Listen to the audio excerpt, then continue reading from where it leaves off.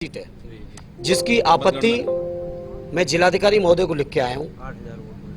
लगभग 8,000 वोट अधिक गिने गए हैं बिलसी विधानसभा में, जो हम लोगों को प्रत्याशी के तौर पे सूचना मिली थी उससे ज्यादा। शिकायतें तो ये भी है कि जो एग्जिट पोल में आता उतनी ही क्यों आ रही हैं, देश में रिजल्ट वही क्यों आ रहा है। शिकायतें तो यहाँ तक कि जो बीजेपी के लोग घोषणा करते घूम रहे थे कितनी लीड होगी उतनी लीड क्यों हो रही है। तो कहीं ना कहीं ये बड़ी बातें हैं, इस पर हमारे बड़े लोग बात करेंगे, बड़े राष्ट्रीय अध्यक्ष। और नमस्कार, बीपीएल न्यूज़ में आप सभी दोस्तों का एक बार फिर से बहुत बहुत स्वागत है। दोस्तों आज हो गया है 26 मई, लेकिन जो बड़ी खबरें निकल के आ रही है एक एक करके हम जानेंगे। उससे पहले छोटा सा निवेदन, अगर आपने हमारे चैनल को अभी तक सब्सक्राइब नहीं किया तो प्लीज सब्सक्राइब की लाल बटन दबाकर चैनल को भी सब्सक्राइब करें।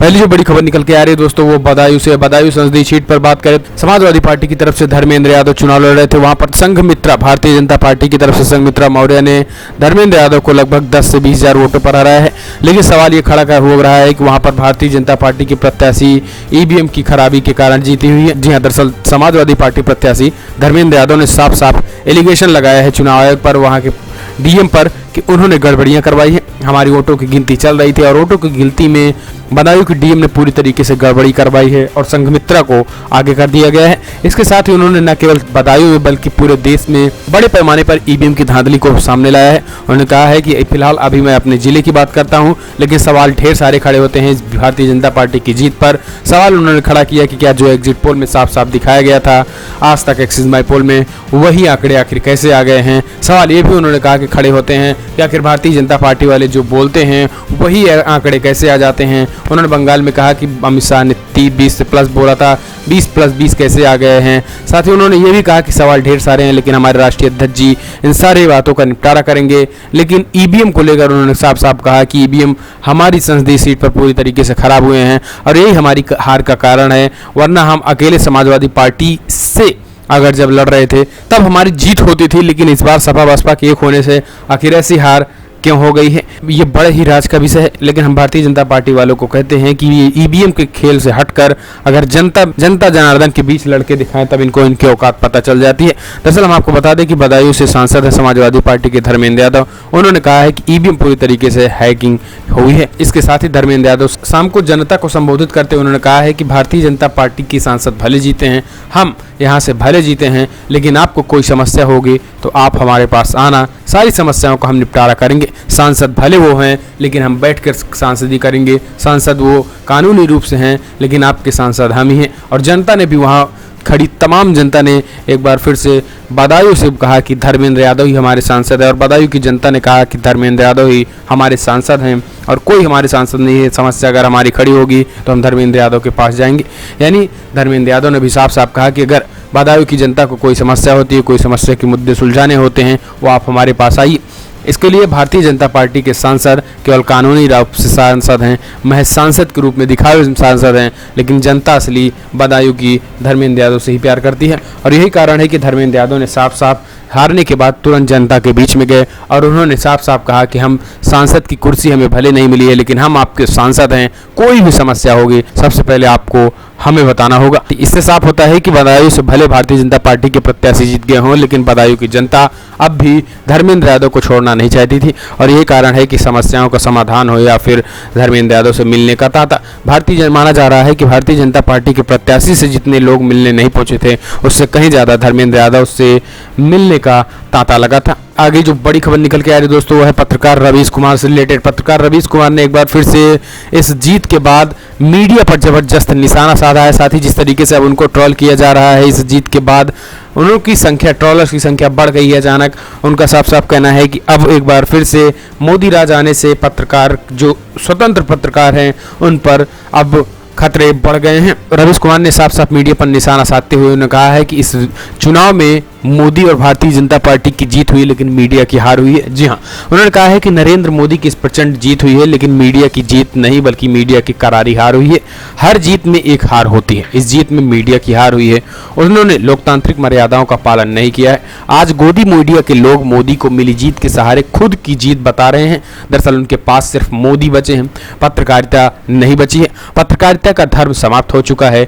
मुमकिन है कि भारत की जनता ने पत्रकारिता को भी खारिज कर दिया हो, उसने भी ये भी जनादेश दिया हो कि हमें मोदी चाहिए, पत्रकारिता नहीं। इसके बाद भी ये मेरा यकीन उन्हीं मोदी समर्थकों पर है। वे मोदी और मीडिया की भूमिका में फर्क देखते हैं, समझते हैं। शायद उन्हें भी ऐसा भारत नहीं चाहिए जहां जनता का प्रतिनिधि पत्रकार अपने पेशेवर धर्म को छोड़कर नेता के चरणों में बिछा नजर आए। मुझे अच्छा लगा कि कई मोदी समर्थकों ने लिखा है कि हम आपसे असहमत हैं मगर आपकी पत्रकारिता के कायल हैं, आप अपना काम उसी तरीके से करते रहिएगा। ऐसे सभी समर्थकों का मुझ में यकीन करने के लिए आभार। मेरे सहयोगी जब चुनावी कवरेज के दौरान अलग अलग इलाकों में गए थे तो यही कहा था कि मोदी फैन भी तुम्ही को पढ़ते और लिखते हैं। संघ के लोग भी एक बार चेक करते हैं कि मैंने क्या बोला है। मुझे पता है कि रवीश नहीं रहेगा तो रवीश को मिस करेंगे। यानी हम कह सकते हैं कि रवीश कुमार ने मोदी मीडिया और गोदी मीडिया पर जबरदस्त निशाना साधा। उन्होंने साफ साफ कहा कि इस देश में प्रधानमंत्री मोदी का तो चुनाव हो गया है, बीजेपी तो जीत गई है लेकिन मीडिया हार गई है।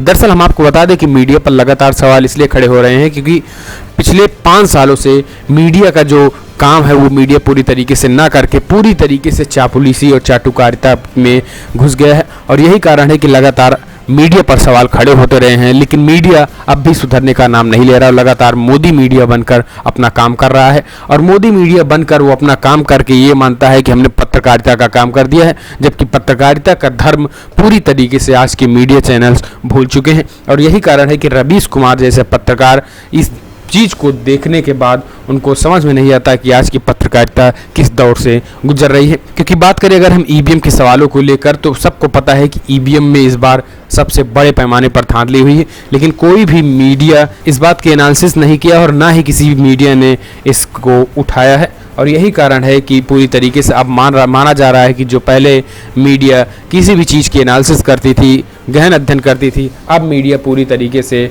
सरकार की चाटुकारिता कर रही है। और यही कारण है कि रवीश कुमार ने मीडिया पर जबरदस्त हमला बोला है। अगली जो बड़ी खबर निकल के आई दोस्तों वो है कांग्रेस अध्यक्ष राहुल गांधी से रिलेटेड। कांग्रेस अध्यक्ष राहुल गांधी की वायनाड सीट को लेकर एक बड़ा विवाद हो गया है और चुनाव आयोग पर बड़ा सवाल खड़ा हो गया है। जी हाँ, दरअसल हम बात करें अगर राहुल गांधी की वायनाड सीट की तो वहां पर राहुल गांधी को सबसे पहले जब चुनाव नतीजे आ रहे थे उस रुझान में राहुल गांधी के लगभग 8-8.5 लाख वोट मिलने के अनुमान थे। फिर और संख्या वो बढ़ रही थी, वोटों की संख्या 8.5 से 9 लाख, 9.5 से 10 लाख वोट बढ़ने की संख्या थी।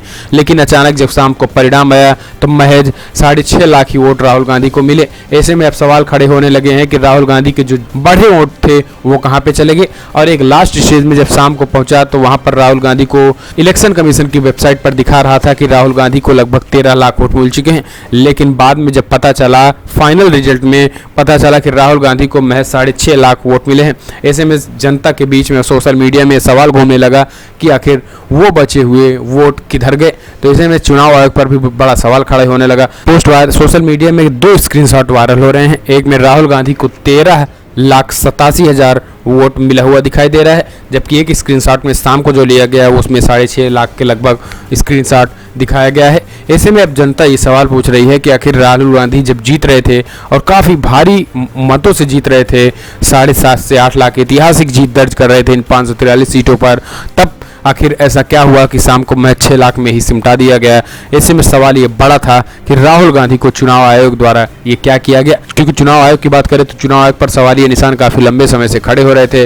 अगर बात करें शुरुआत की लोकसभा चुनाव से तो चुनाव आयोग पर जबरदस्त सवाल खड़े होने लगे थे, क्योंकि ईवीएम की पेटियां जिस तरीके से इधर से उधर मिल रही थी, इससे चुनाव आयोग पर सवाल खड़ा होना लाजमी था। और माना जा रहा था कि चुनाव आयोग पूरी तरीके से भारतीय जनता पार्टी से मिली हुई है और ऐतिहासिक जीत राहुल गांधी न दर्ज कर पाए और यही कारण है कि चुनाव आयोग ने उनके वोटों को घटा दिया था। कुछ इस तरीके से सोशल मीडिया पूरी तरीके से वायरल हो रहा है।